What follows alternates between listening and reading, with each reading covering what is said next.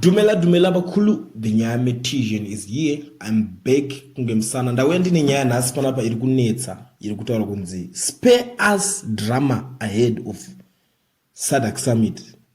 Tikada kutarisa nyaya dziri kuitika panapa ndedzekudai so pakapera sarudzo dzemuZimbabwe.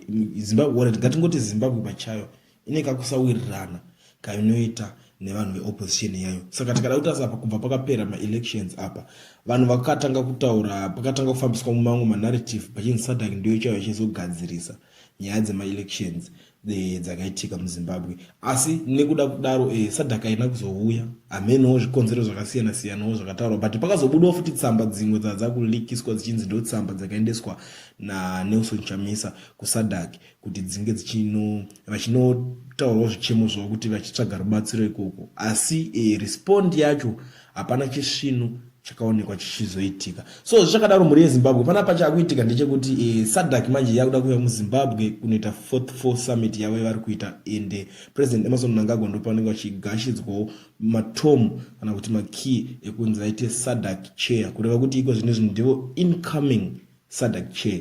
So ndo pari kuzonzi spare us drama. Why vari kuti spare us drama? Tikatarisa mugore ra2015 kwakaitwa SADC summit muHarare, asi kwaitwa mademonstrations nemaprotest akawanda. Zvinova zvinhu zvakazotanga kukanganisa zvimwe zvinhu zvavanga vafambira kuti vadiscasi vanhu veSADC ivavo nenyaya yeZimbabwe. Vakatanga kuongorora nyaya dzemademonstrations aya aiitika. So pari kuzonzi spare us drama. Ukatarisa zvinhu zvakawanda zviri kutaurika ndezvekuti izvozvo ukatarisa pane team ana Jameson Timber nevamwe vacho vakasungwa vari paAvondale vakazanga kubudisa nyaya chinzi aiwa mayouth aya vaingoitawo bribe vari pamba pangu. Asi nyaya imwe ndakaongorora kuti yekunenge vari vakasungira ndekuti private meeting yavaiita iyo nganzi hatisi munguva yema-elections muri kuunganira ichi, muri kutaura nezvechi. Ndo vamwe vavanhu vekuti vanenge vane masuspect ekuti pamwe zvichida vari kuronga kuti vozvifambisa sei, vari kuronga kugadzirira kuzoita mademonstrations. Saka vanenge vatoo threat. Saka state inobva ngoti no, ngatigare tavaisa paside pakanaka. Same applies nezvinhu zvakamboitwa kune munhu weya anonzi Job Scala. Munoona kuti approach yake yaita kakutyisa so ungari threat kuregime. Saka panga pakuda kunoitwa ma-election vaitoziva kuti vachanorova skillful rakaita sei, vachanoshandisa kuti ma-tactics api. Ndobva vaona kuti ndianani vangatinetse ipapo. Ndo pakabva wangoonera mukomana achingonopinda mukati ndo pagara mujeri. Election varapera zvese zvaida kuti kwabva zvapera vaasongobuda zvake, but pakubuda kwake ari mukati mo makangosvika zvinhu zvese zvato pane imwe level. Saka even chero dai akada kuzotangidza akatobudawo akutoshorwa nevanhu chinzi iwewe wakanoenda kakunopanduka ukanodidi. Saka nyaya iri panapa imanje ndekudai so ava vanhu vakaonekwa vachinzi vanga vari kwaJameson Timber iko zvino zvinhu handiti tiri kuti vakaiswa paside, handiti ndo vamwe vanhu vacho vanenge vachifungidzirwa kuti drama. Ukatarisa zuro ndizuro minister Kazembe ndiwo kubuda achitaura kuti imimi izvozvo tiri mupeace chinchi. Unoona vamwe vanhu vachigadzira ma-private meetings, ma-gatherings vachida kuda kuti vhiringidza kuda kutanga noise. Manje uyai tagadzirira, we are waiting for you.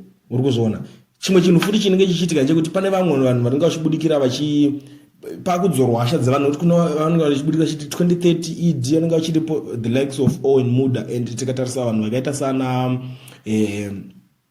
nerimwe timu rese remusangano the army general uyu Anselmo ndiwo kubuda achiti ZANU-PF ichatonga kusvika madhongani nyanga. Zvinhu zvezvimwe zvinoitisa vanhu hasha izvozvo. Saka ndosaka uri kuona kuti even president Idi Mnangagwa akazobuda achiti aiyo ini ndatopedza term yangu ndakuda kuenda kunozorora.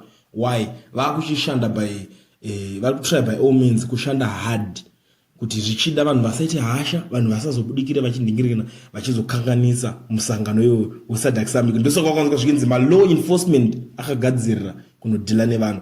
Asi unongoziva kuti kana zvinhu zvichida kungoitika zvinozongoendawo nepamwe.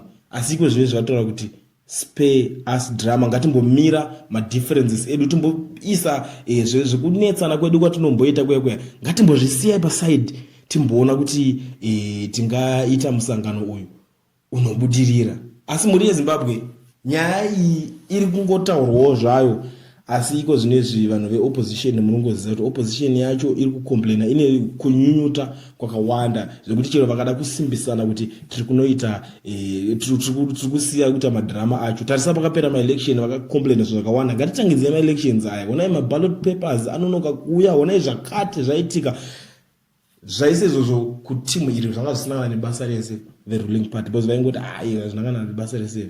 So zvinhu zvakaita seizvozvo ndo zvavanenge vada kuchiti right, ngatichidzosai nyaya dzedziya pauya vaenzi venyu because tiri kuteka kuudzai mimi tikatitaure tega hamusi kuda kunzwisisa, uri kuzviona.